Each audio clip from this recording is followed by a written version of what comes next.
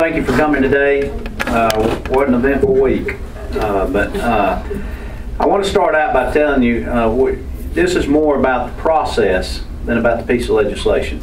We're disappointed in the process, not for just Democrats in Alabama, but for Republicans also.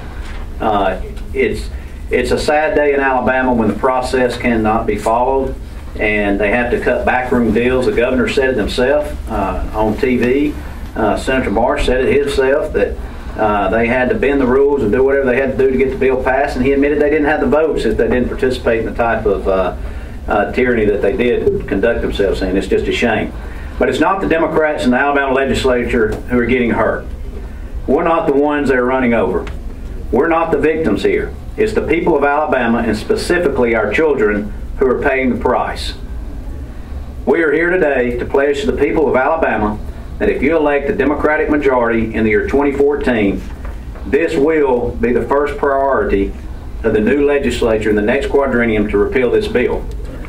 What's ironic to me is that you have a governor who's a physician who surrounded himself with a superintendent of education, Dr. Tommy Bice, surrounded himself with two good associations, the School Superintendents of Alabama, the Association of School Boards.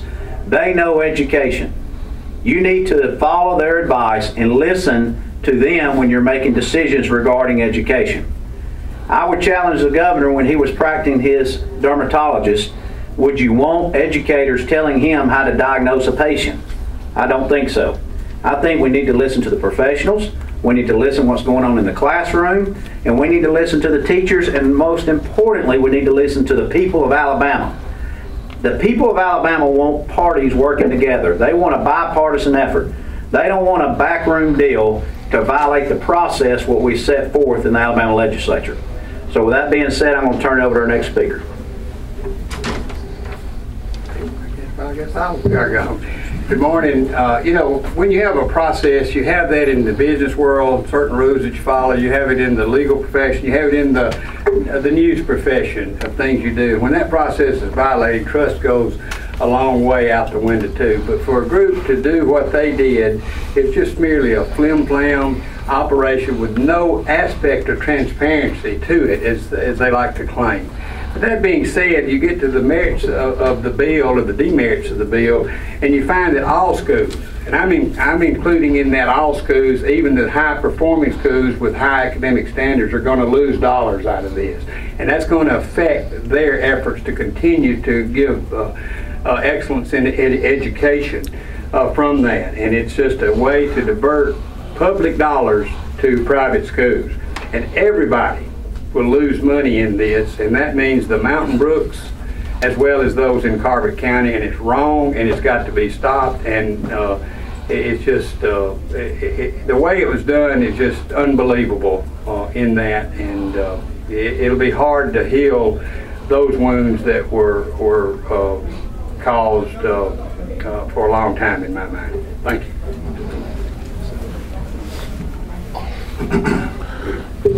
Oliver Robinson, House District 58. Let me touch on two things. And the reason why I stepped forward is because of the portion of that bill that deals with high school athletics. One of the most egregious things that will happen is that our high school athletic association will have to redo their rules from the ground up with this piece of legislation. I have never saw a piece of legislation that opened up the process of corruption with high school athletes as this bill has done. And we will be able to see recruiting as it is in college football going on as it relates to high school athletes. That's what this piece of legislation will do. It will crunch and kill the Alabama High School Athletic Association. As it relates to our governor and his position, and this is the last thing that I have to say, I remember in his process of running for election, he said that Alabama needs a doctor. Well, at this point in time, we don't need a doctor, we need educators. Thank you very much. Thank you. My name is Rod Scott. I'm from District 55 in Jefferson County. And I'd like to thank Representative Robinson for what he just said concerning athletics. And to give you an example of how it would work, you know, the tax credit will be about $3,500 to $4,500 per family, per child, being able to attend a private school. However, the cost of private schools will range anywhere on the average between $10,000 and $12,000. Now that gap is going to have to be filled with the tax credits from scholarships that would be available from corporations making donations, so that those athletes, the best athletes in the public school system, within the failing school systems, can actually be targeted to go to other schools. And the students who could receive great benefits by being able to attend other schools, funds will not be available for them to do so because of lack of money from their families and lack of money from private contributions. Thank you.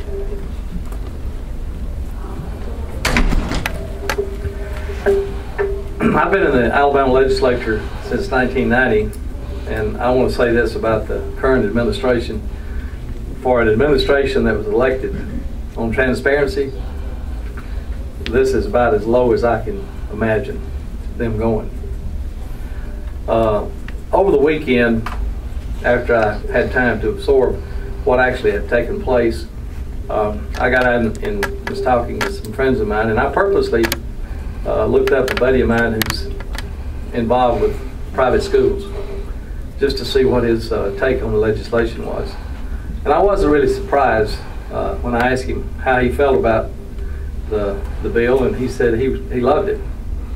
He said, we will now be able to recruit the best athletes and the best students. And that's basically what's going to happen. We in Alabama deserve better than this.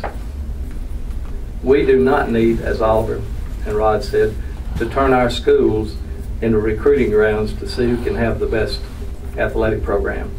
I'd like to, at this time, call upon the Alabama High School Athletic Association to begin procedure, process, whatever, to make sure that private schools are excluded from participating in post-season playoffs, state playoffs or whatever, because I think it's unfair for our public schools to have to participate with the same in the same venue as private schools that can recruit and bring together the best athletes in the county. So I'd like to leave with that in mind to the High School Athletic Association. Thank you. I'm Patricia Todd from House District 54, and you haven't seen me stand with this group for the past year. I have done my best to be independent and objective, and I voted for the school flex bill. Was one of only 2 Democrats that did so, because I do believe, at the first time, not the last time, the first bill, because I do believe that schools need flexibility. But what happened last week, to me, destroys the foundation of democracy. Democracy in our country was built on diverse ideas and the discussion of those ideas in a public arena, so that every person, every citizen had a right to participate in that discussion. And what happened last Thursday appalls me, and it did break the trust that many of us had that we could work together to better Alabama.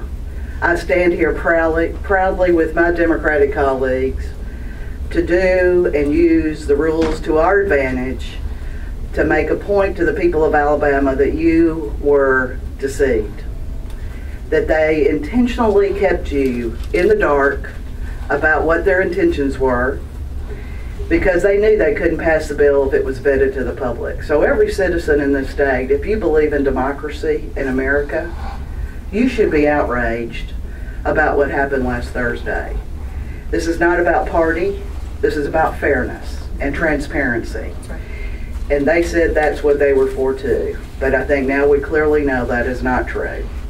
And I will stand firm with my brothers and sisters here and hope that we can repeal this law, and also to point out the unethical process that happened last Thursday. Thank you. 2.5 years ago, our Republican colleagues ran on two things. They ran on transparency and they ran on accountability. And ironically enough, last Thursday, they passed a bill called the Alabama Accountability Act of 2013, which completely undercut the two things they ran on. They ran against what they claimed was a culture of corruption. But in this one bill, they have shown that over the past 2.5 years, they have adopted whole cloth their own culture of corruption, crafting bills behind closed doors with a select group of members and lobbyists, by exerting power plays that undermine the very integrity of this body, of the democratic process. And, you know, they're all about making history. They talk about this being an historic bill. Well, you know what? It is an historic bill. For the first time, they have subverted the process to bring a bill that brings all of the major players in Alabama education policy together. AEA, the school superintendents, the school board association, and the state superintendent all agree this is a bad bill. Historic indeed. I'm Daniel Bowman, House District 16. When the governor first ran, he said that he was not a politician, that he was a doctor, and that's what Montgomery needed. But when he signs this bill, Governor, you become a full-fledged politician. In the State of the State address, the governor said, let's go back 50 years ago and see how far we've came. I don't think we came too far. That's right. Matter of fact, I feel like the hoses have been turned on the citizens of the state. That's right. Yes. Finally. The dogs are attacking, and we're waiting for the church to blow up. All right. Yeah. All right. Thank you. I want to say again, the Republicans has dubbed us, the state, in my neck of the woods, we call it bamboozled, hoodwinked. They say accountability. This bill has no accountability in it whatsoever. And to have it dubbed the way it was dubbed, brought back to us from a closed conference committee meeting and put before the full body to vote upon, let us know right now the type of people that we're dealing with. There's a saying that says, beware of the sly, the slick, and the wicked. And they have proved themselves to be all three and call themselves transparency before the people. This is the most sleaziest approach that I ever witnessed in state politics, what they did Thursday. There are some consequences that will come behind this trickery. And I hope the people of this state will rise up, open their eyes and see beyond the fog that's been put before them by the Republicans, that the true people that's really been taking care of their needs are the Democrats. Thank you very much. Thank you. I want to close by saying this. You know, someone, and I tried to say I wasn't going to get into the part of the bill. Local private school in Montgomery County costs $12,000 to attend. $4,500 tax credit. Say it was $10,000. Say it was $11,850, and that family only needed to come up with $150. They're not going to be able to afford the $150 once they leave and they get a tax credit. What do you do with the failing school that's left behind? Do you let it fail even further? Right. You going to close the doors, or you just going to create a daycare? We cannot turn our eyes and our back on these children that are in failing schools. This is nothing more than a backdoor approach to charter schools. is nothing more than allowing big businesses to come in and own our education system. And it's going to take money. And this is why I said it's not a Republican or a Democratic philosophy. There were Republicans that joined us in voting against this piece of legislation. It's going to take money out of the Mountain Brook school system. It's going to take money out of the Hoover school system, out of the Homewood school system. When you open up a charter school, it's going to take money from the Education Trust Fund, which is nothing more than diversion of Education Trust Fund dollars. These are the same principles that the Alabama Democratic Party has fought for, to no charter schools, diversion of Education Trust Fund dollars, and they were able to do it in a backroom deal. Only allowed us 30 minutes to look at the bill. The bill came out in this form to this form, and they expect us to understand the piece of legislation, and they campaign on transparency.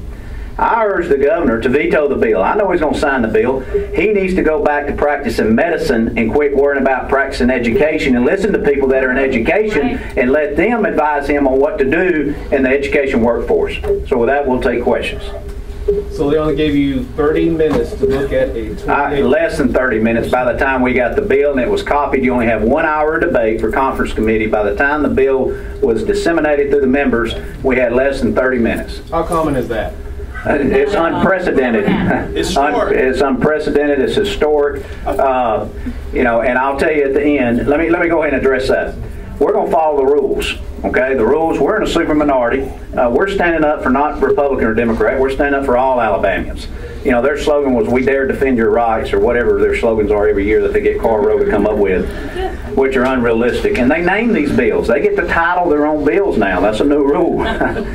So the bills that are on the board that you report, that the flexibility bill, all these great names, are the furthest thing from the truth of what these bills are about once you look into the meat and the potatoes.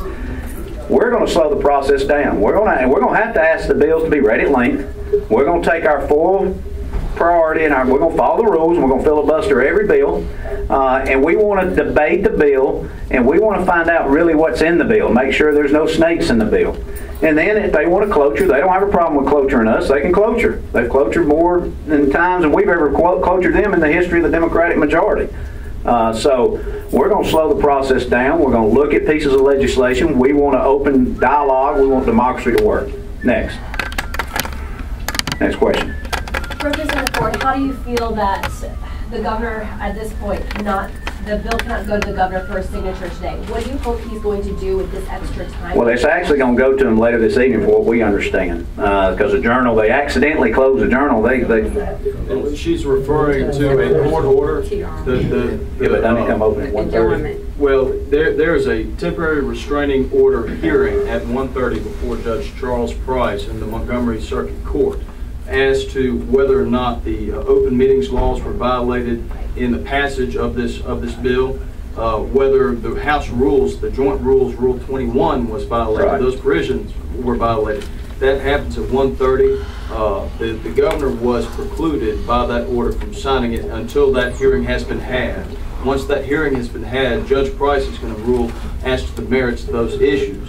And assuming that he rules that the lawsuit goes forward, the governor won't be signing any legislation today. And if the lawsuit, if he rules that he can, he'll sign it tonight. But the point is this, they call it a Hail Mary and they end up running a handoff. I mean, they failed at their own offense.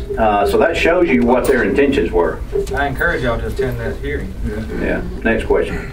Last question. Is there any hope that the governor is going to change his mind, or Republicans are going to change their mind? Hey, let me tell you, and I'll say this is going to be the bill. This makes them taking 2.5% out of state employees' pay raise and out of their and out of the teachers' pay raise.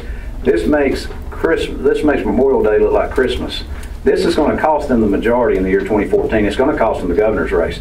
The people of Alabama, Republican and Democrat, whether they like the bill or dislike the bill, they don't like the process and the way it was handled. And this shows what their true colors are about. And we're trying to work with them. We had 7 Republicans vote with us in the House. I don't know how many in the Senate. But there are some Republicans upset about it. It's just they're told not to come out against it. Okay. Antron, since you turned the lights off, that's it. Thank you. That was a kind of level change in spots. Yeah.